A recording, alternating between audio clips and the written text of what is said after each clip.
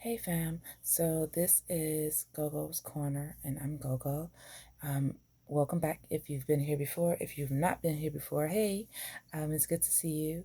So I just wanted to do a quick video about deep tissue massage. For those of you that don't know, I'm a licensed massage therapist. I've been a massage therapist for about 6 years now, and I love it. I love what I do, but I wanted to talk a little bit about deep tissue work, um, because people don't realize that it's a different type of massage than just regular Swedish. So, a Swedish massage, if you've never had a massage before, I would recommend the Swedish massage. And with the Swedish massage, it's usually light to medium pressure, but depending on where you go, people will tell you, oh, yeah, you can get a Swedish massage and you can get that deep tissue. You can't. I mean, if they'll tell you is that's what it is. But if you get deep tissue during a Swedish massage, you've gotten a deep tissue massage, not Swedish. And it's very different. Um, so there's just a lot of light pressure and firmness that comes along with a Swedish massage.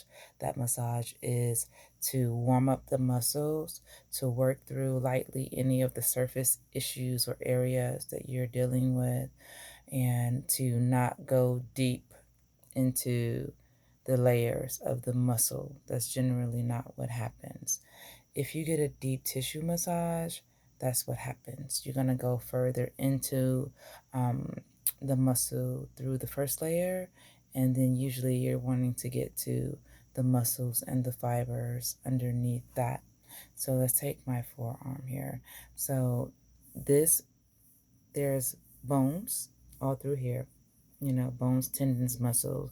The skin is here, and just under the skin, see how it pulls up here? Just under this area is the fascia. Okay, and you want to make sure you're staying hydrated, because if the fascia gets hard, the skin will get hard, and then the muscles underneath will start to harden as well. So if you get a regular massage, like this is just it, just surface level work, okay? Deep tissue means you will go in between these two bones, like you're going in between and you're getting into the muscle fibers underneath this. Okay, and there are two bones. The bone is here and the bone is here. And if you want to get in deeper, it's like you're going in between these, and you can see the outline of this here. And this happens for like all of your muscles. You can get stripping and things like that. And stripping is when you strip the muscle, you take it and you strip it. Okay. And a lot of athletes get that. What it is doesn't feel good. It's painful, but it's very effective for them and what they need. So deep tissue is like the next step up from a Swedish massage. And I want you to think of it in terms of exercise.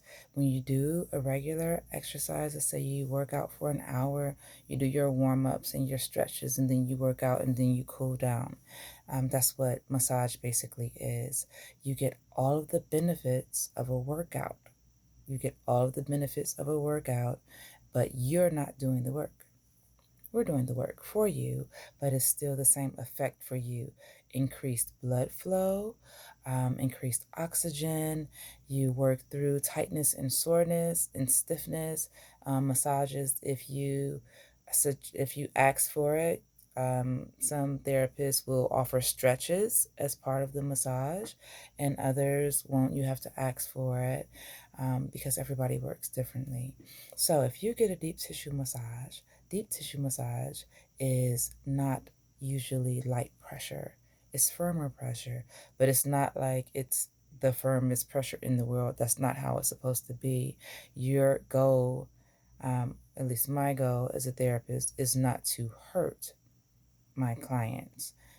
It is to acclimate them to the pressure so that when I do go deeper, they don't notice it. It's not like they're screaming and yelling and jumping up and down the table in pain and trying to escape the torture chamber. Some therapists work like that. I don't. I like to warm up the body and get you used to it. And then when I use firmer pressure and go deeper into it, you don't really notice it. So I've had people that will come to me and say, oh, well, I felt like I got hit by a truck the next day after my deep tissue massage. So that was the only massage I ever had. And it took me a long time to come back, and I don't want deep tissue, you know. And then I feel like I've had to re-educate so many people because there are therapists who don't do it the right way. If you go deeply into a muscle that is not warm and that is not receptive, or that muscle is guarding, like you go in for a press but the muscle presses back, the muscle will push back against you, you can't get deep tissue. That has to be worked out. You have to get the body to relax and get the muscles to warm up to a point where it will accept the deeper work. Because if you push past that, you end up doing more harm than good. Not to mention, if I'm doing a massage and I can tell my client is in pain, I'm not going to go deeper into that because there's already a level of pain here that we have to address. And we have to get past that first before we can go deeper. So if you ever get deep tissue, um, make sure you get a therapist that knows what they're doing, that will warm the muscle first, that moves into it gradually. And if at any point it's too much, you're not supposed to just be like, oh, I can take it. Geez, I want to beat people up sometimes because that's not the goal. You don't want to be like, oh, I can take it, just bring it on. That's not the point. You might not need that much deep work.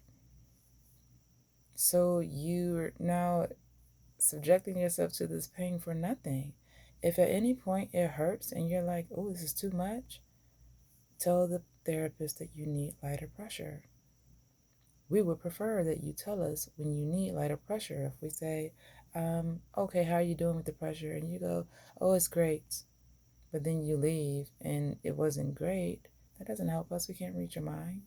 A good therapist can read the body and will back off if the body starts to react. Some of them won't, though. They won't even notice it and they'll push through. And that's when the client is in pain afterwards. So you want to be aware of the different types of massages. If you're not aware, ask. Always ask. A sports massage is different from deep tissue, and those are both different from Swedish. Okay? Lymphatic massage is different. Reflexology is different. All of these things are not the same. So you want to be well versed. And if you're not well versed, ask questions that the therapist is supposed to know.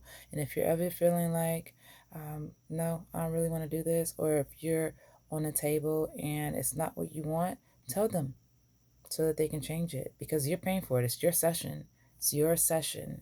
So you are paying for it to be the way you want it to be. And if it's not, then you need to stop doing it. Okay? Simple as that. All right. So I hope this was helpful and I will talk to you later.